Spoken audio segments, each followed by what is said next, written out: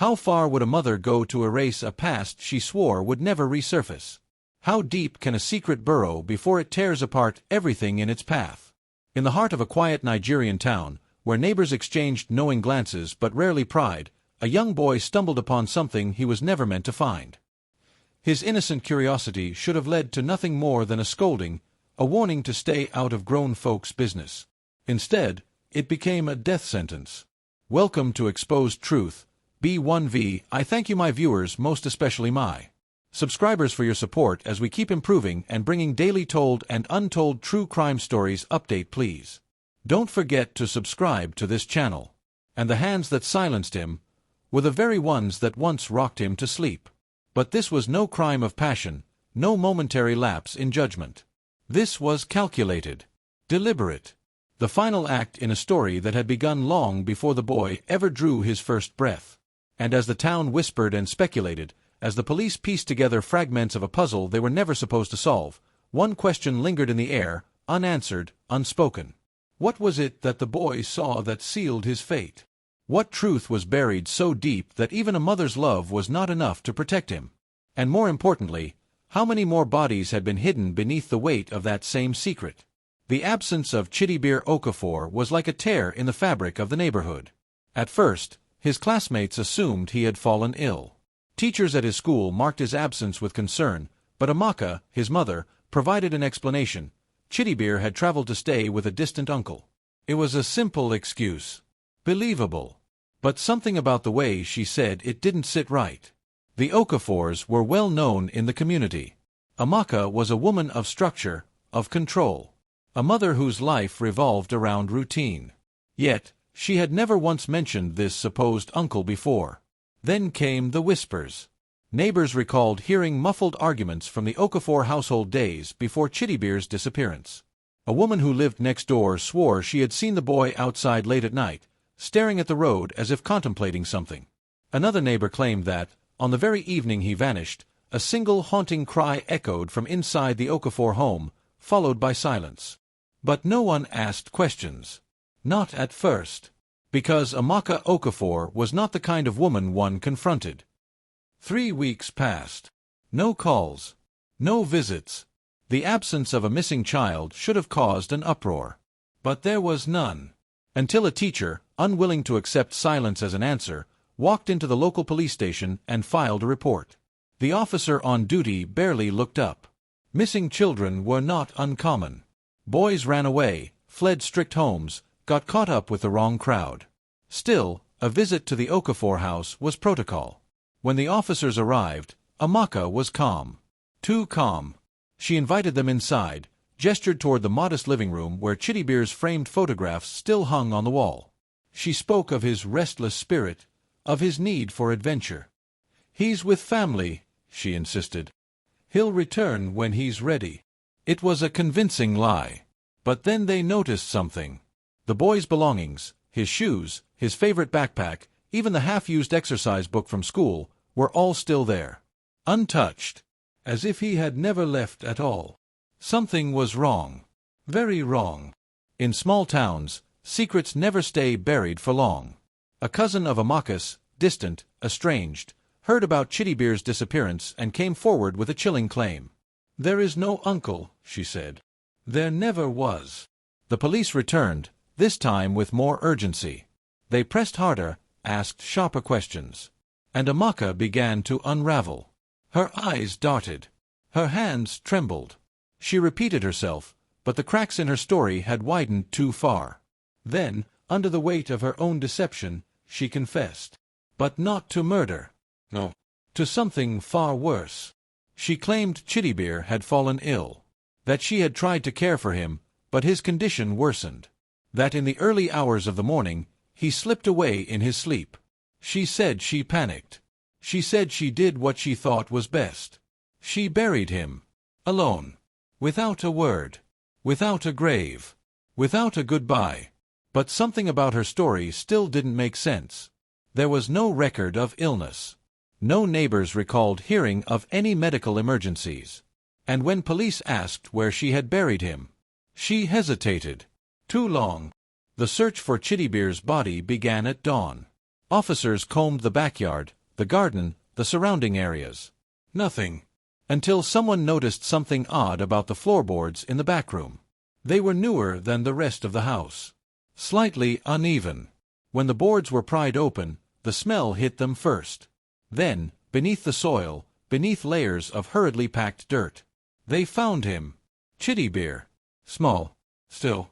Forgotten beneath the very house he once called home. The truth was out.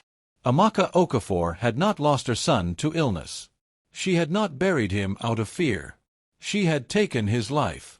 And in her desperation to erase the crime, she had concealed his body under the very floor where she walked every day. She had smiled. She had taught. She had lived, with the weight of her son's body beneath her feet.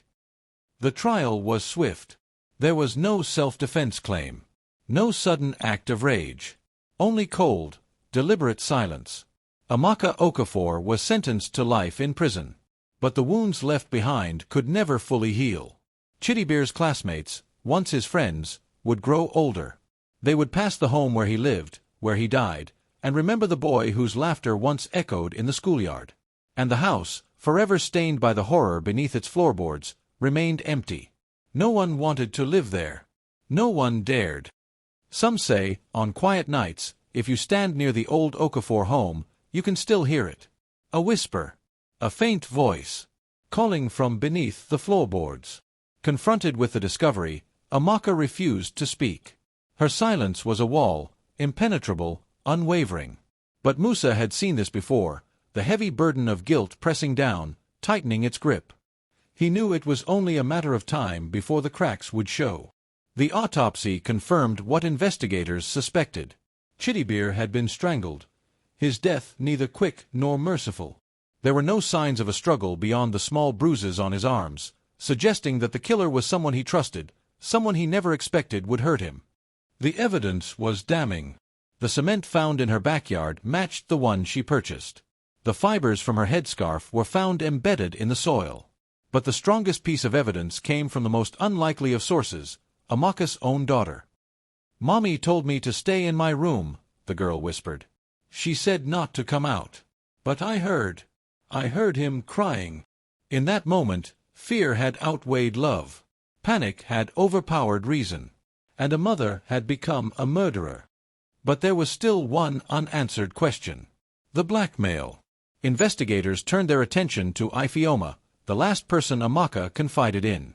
Was there truly someone threatening her, or was it a fabrication, an excuse to justify the unthinkable? The truth was more complicated than anyone had anticipated. Amaka was being blackmailed, but not by a stranger. Not by a faceless extortionist lurking in the shadows. The messages led them to someone much closer, her own brother, Amaka. Amaka had discovered his sister's secret.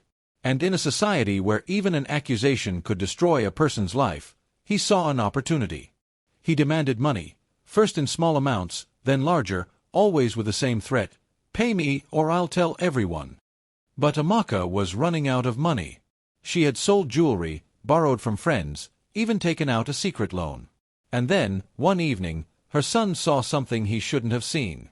And suddenly, there was another threat. Another person who could expose her. This time, she couldn't pay her way out. "I didn't mean to," her voice cracked. "I just needed him to be quiet. Just for a little while." But silence had come at a cost. A cost no mother should ever be willing to pay. The blackmailer was exposed. The secrets unraveled. And in the end, it was not just one life lost, but an entire family destroyed. Justice was served. But for those left behind, there were no winners. Only grief. Only regret. And the haunting question: if fear had not ruled Amaka's heart, could things have ended differently? Amaka Okafor was arrested and charged with the murder of her son. During her trial, she showed little remorse. Instead, she justified her actions as protecting herself from a life-ending scandal. Justice was swift, but it left behind uncomfortable questions. Was Amaka a cold-blooded killer? Or a woman so trapped by societal shame that she made an unspeakable choice? But the most chilling question remains. If Chidiebere had stayed silent, would he still be alive? Behind these walls, there are no secrets, no scandals, no hushed whispers, only the endless hours stretching into oblivion. For Amaka, the trial is over. But the real sentence has only begun. She no longer speaks of self-defense, no longer insists she had no choice. Maybe she knows no one believes her. Maybe she no longer believes herself. She has refused every visitor, ignored every letter. No last-minute appeals, no desperate attempts to escape her fate.